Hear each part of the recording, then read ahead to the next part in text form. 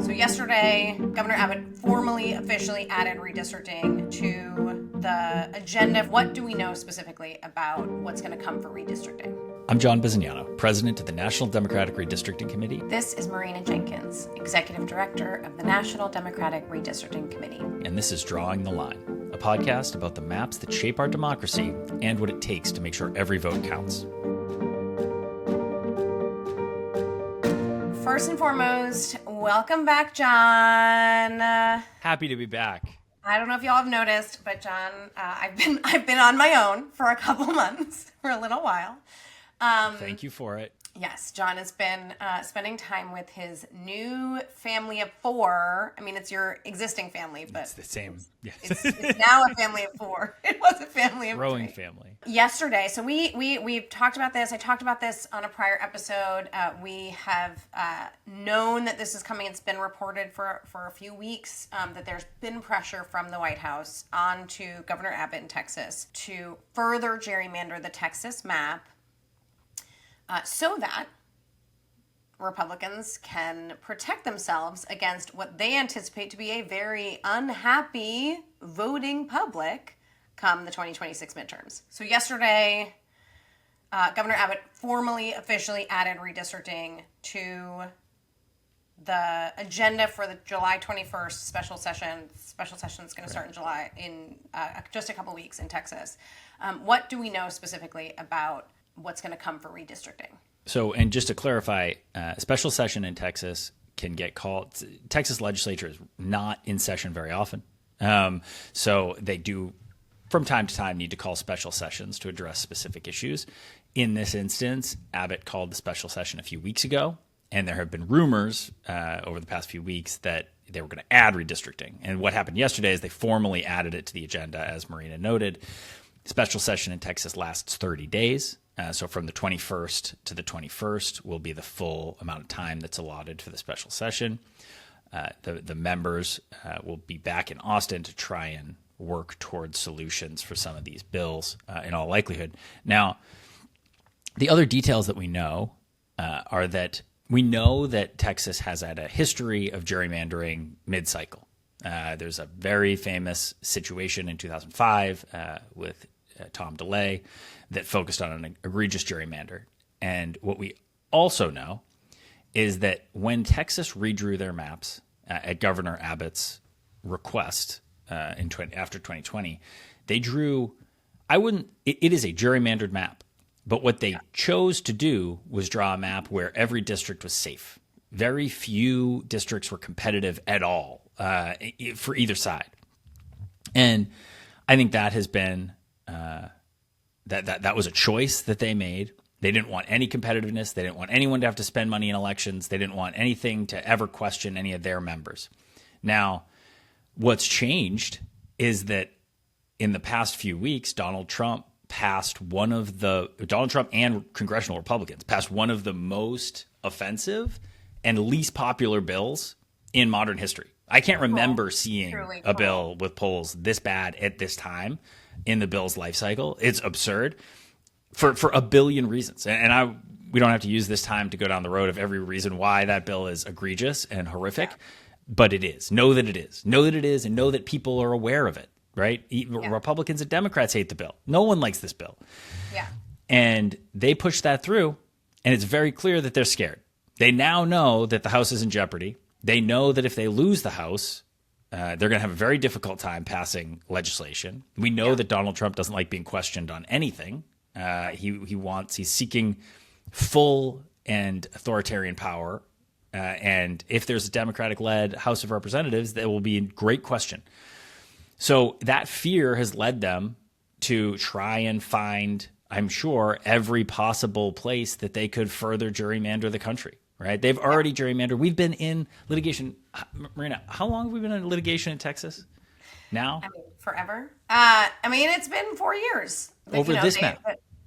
With this, challenging this map. 3.5, depending on where you start in the year in 2021 after they passed their map in 2021.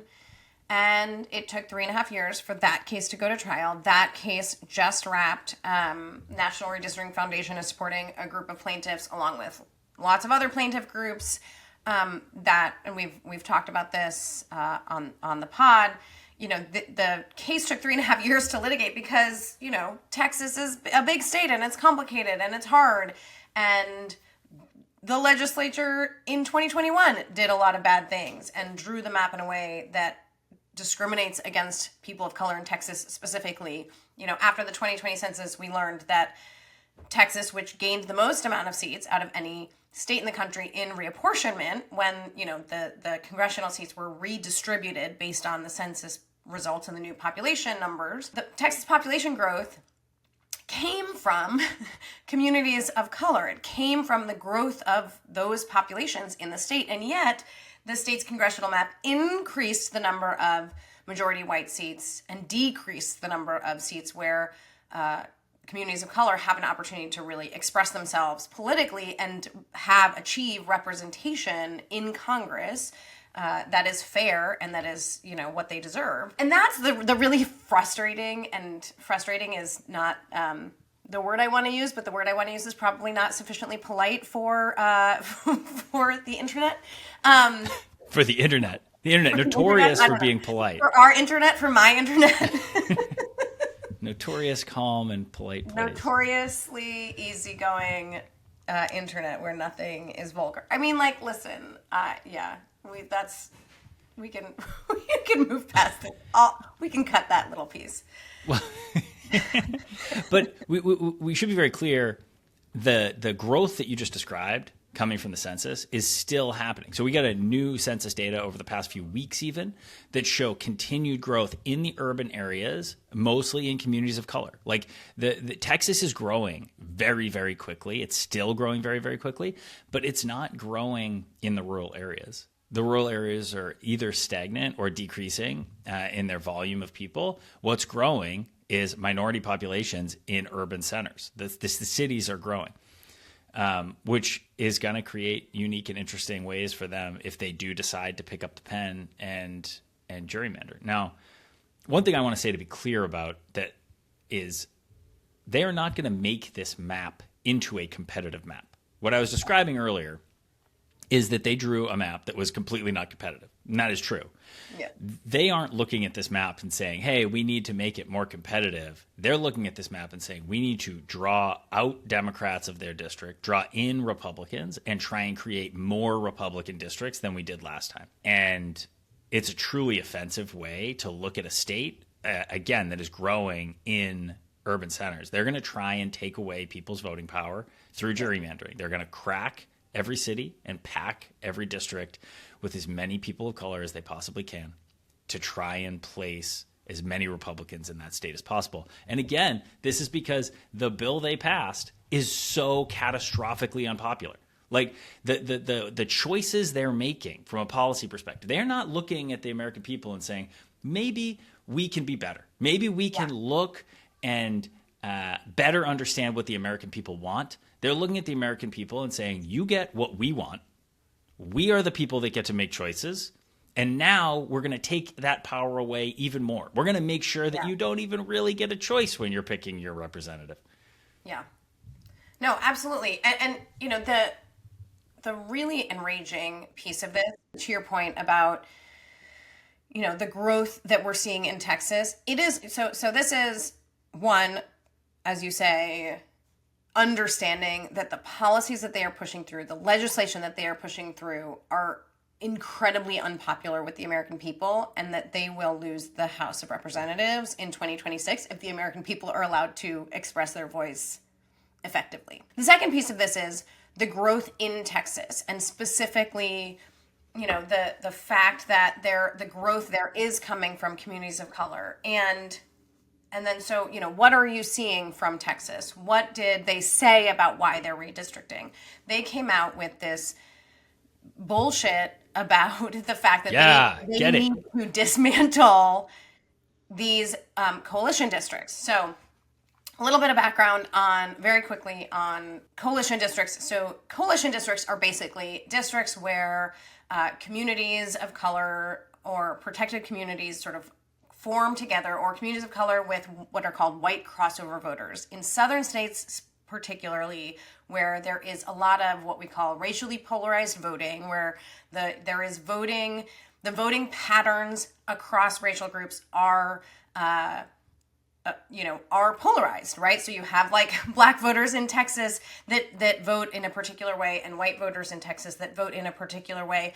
And what happens is the white voters vote in a block as to stop the black voters or Latino voters in Texas from being able to express their political will, right?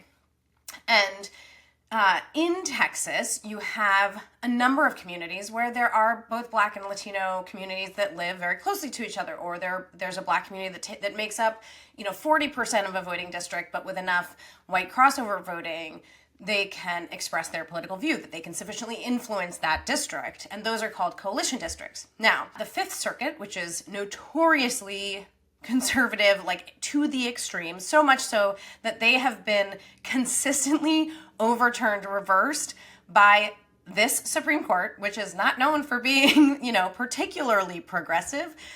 This Supreme Court has overturned the Fifth Circuit again and again and again and again. So they are like really, really, truly out to lunch, right? And the Fifth Circuit said recently that the Voting Rights Act doesn't protect coalition districts. So now this has given the Trump DOJ and Governor Abbott the cover that they think that they can sort of use as an excuse for why they need to gerrymander in the way that they're going to gerrymander, which is to say, they are now saying, well, because the VRA doesn't protect those districts, the fact that those districts exist violates the VRA, which is like not how logic works. That's like not how anything works. It's not how the law works, but this is the pretext that they're using. It's so insane. It's that the claim they're making is essentially that two racial groups cannot live within the confines of the same congressional district, or else that congressional district is unconstitutional, which is like those districts exist everywhere in this country. This makes no sense as a legal principle, and I'm not a lawyer. Yeah. No, you don't have to be. It makes no sense. And so the reality of it is they're just giving them cover. They are scared to death that they're going to lose the House of Representatives. And frankly, I'd be interested to figure out how this conversation began, whether Donald Trump or the White House directed the Department of Justice to formulate a reason that Texas should redraw and send a letter, or if Texas asked for it, if Abbott asked for it. That's an interesting factor in how this all came about, because it's clearly made up. It's clearly a bunch of people sitting around a room saying, what can we do? What can we write down on a piece of paper that says Texas needs to redraw their maps? Let's just say their districts might be unconstitutional given this Petaway decision. It's so bizarre. And so they formulated it, and now Abbott's going to try and use it as a crutch to say that he needs to redraw the congressional map. Yeah. I mean, shocker, they're lying, right? Like, an administration known for just lying is just lying. Like, surprise, surprise. And the other thing is... I mean, this is what happens. This is what happens when you have someone that says we can't lose the House and I don't care about democracy, right? I don't care about adjusting my opinions or my ideas to the American people to ensure that we keep the House. I care about using my power to ensure that we continue to steal the House of Representatives into the future.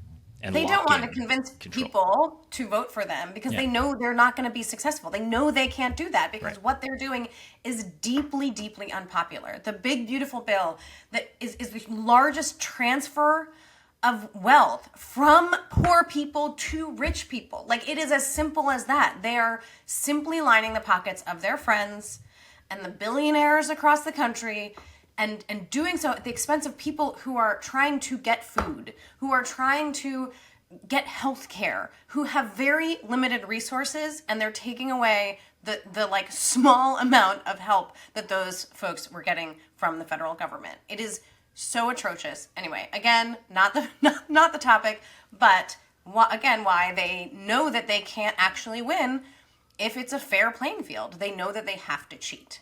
So they're going to try and steal. I don't know how many seats. Could be between 4 and 5 seats that they're going to try and steal out of Texas to lock in Republican control.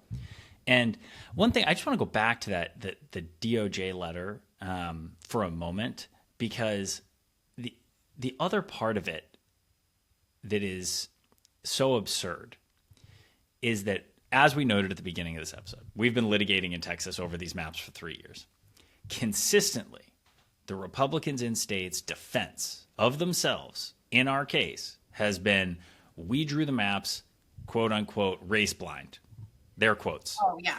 They keep saying we drew these maps without racial data turned on. That's why, from their perspective, these maps are okay in some bizarre reality. They've used those words and that verbiage consistently over 3 years. It's not close. It's like, I don't know how many times, but it's over and over and over. That's their defense. And now, in this letter, they're saying because race was used to draw these maps, these coalition districts, you need to redraw, which again makes it completely moot. This is like they're just making something up so that they can have a little bit of a crutch. Frankly, I'd have more respect for Abbott if he just said I was going to do it and not try and make up some pretend partisan reason. Gerrymandering is not illegal in Texas, so we're going to partisan gerrymander. Yeah, like that's the thing. Like, if you're going to be a coward, just be a coward in public. Right. Say what you're doing. Own it. And at a time when, it's so heartbreaking what has happened in Texas, and the fact that this is the priority of Governor Abbott right now is so shameful. But yeah, the other thing about the DOJ letter and this legal argument, we've gotten a lot of incoming with people sort of interested in our take on, their legal arguments. First and foremost, let's not forget, Donald Trump's legal team are bozos. These are not smart, good lawyers, right? This is not the cream of the crop people who are really good at the law. These are people who are willing to say and do and stretch any argument to make Donald Trump happy. So the idea that this is some really strong legal argument that Abbott is just so compelled by is just absurd.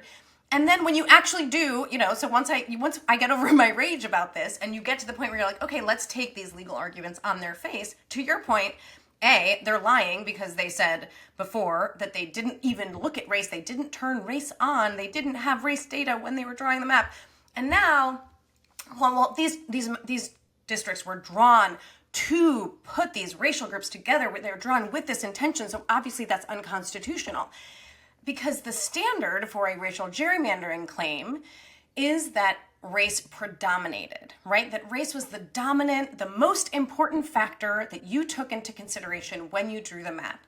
So if race predominates in your thinking, how can you not have looked at race, right? Those two things just cannot be true at the same time. And for 4 years, they have been saying, to make sure they don't get in trouble in the litigation that's already ongoing, to make sure they don't lose that case, they're going to say, oh, no, we didn't look at race. But now, here's a convenient excuse for us to gerrymander, so race was the predominant factor.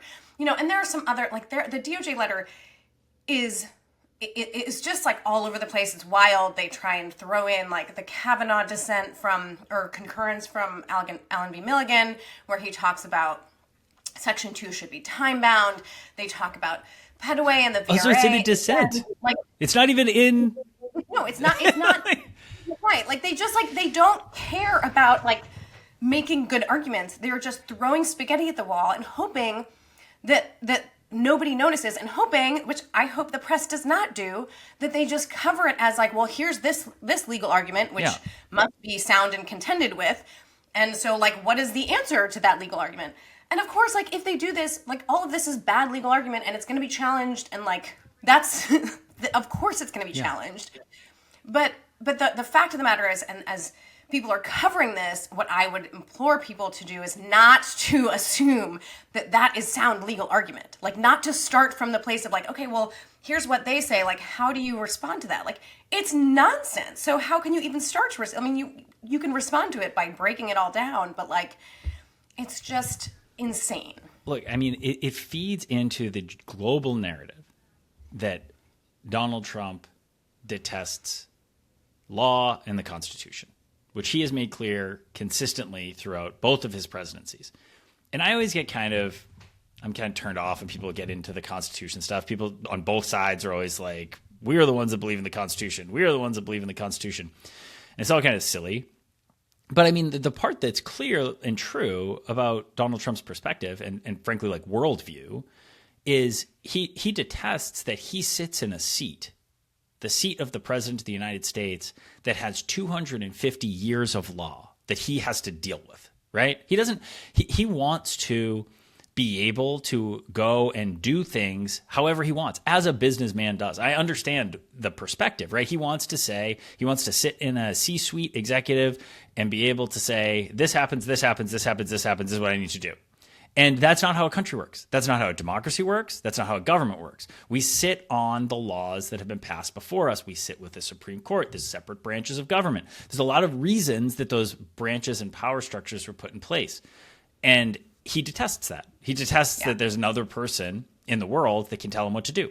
And he detested that when he was, a businessman in general, right? Like he believes he should be able to do whatever he wants at all times. Yeah. And he wants there to be no accountability to the people that he is meant to serve. He doesn't think that he is serving anyone but himself. And I'm sure he would argue that he thinks he's doing it for somebody or for the people. The people they proclaim they have some sort of mandate. They don't listen to people. They don't, right. And no one likes gerrymandering. We've polled gerrymandering endlessly. It polls at like 75% of people always say they don't like gerrymandering.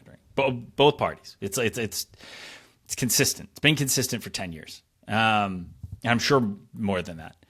But all of this lays on the reality that he doesn't want to be beholden to the Constitution or 250 years of law. And so when you feel that way, you just create it. He told someone in a boardroom or the Roosevelt room, go figure out a way that we get 5 seats in Texas, and I really don't give a shit how. And then this is the product of that. You get a DOJ letter with no legal grounds that's completely insane. You get Abbott saying, I'll do whatever you say, Mr. President, I love you.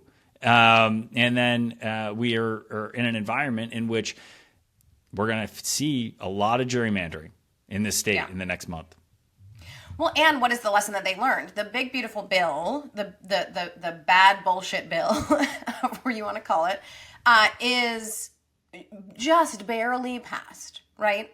And the Republicans have a very slim majority right now in the House because they gerrymandered North Carolina. So the lesson that they have taken away is gerrymandering is the way we keep in power and be able to avoid accountability to the American people. Right. The only way. Do what we want, notwithstanding what the American people want. Right. That's the lesson that they learned from the past election. And so they're trying to do it again to make sure that they protect their power at the expense of you, the American people. So look, everyone, please take the time to continue to get educated on this topic. We will continue to talk to you about it on our social channels here, everywhere we can. We're going to try and make this as big as possible. We want everybody to know about it in the country. And if you live in Texas, call your representative, Republican or Democrat. Call your representative and tell them how egregious this is. There is a world in which the Republicans in this Texas legislature feel the pressure of the people of their constituency and decide that they're not going to abide by and pass an egregious gerrymander. So please engage in that fight. Stay tuned. Stay with us. We will have more updates as things move. As John mentioned earlier, the special session begins in Texas July 21st and will last for a month. So we will communicate as much as we can with all the updates that we have. If you like our show, please follow us on YouTube and Instagram at Dem Redistrict, or visit our website at democraticredistricting.com. Thank you so much for listening. This show is produced by Reed Dudley, Sophia Pedroso, and Manuel Marce. Special thanks to Alex Yang. Editing and mixing by Play Pretend Media. This podcast is paid for by the National Democratic Redistricting Committee.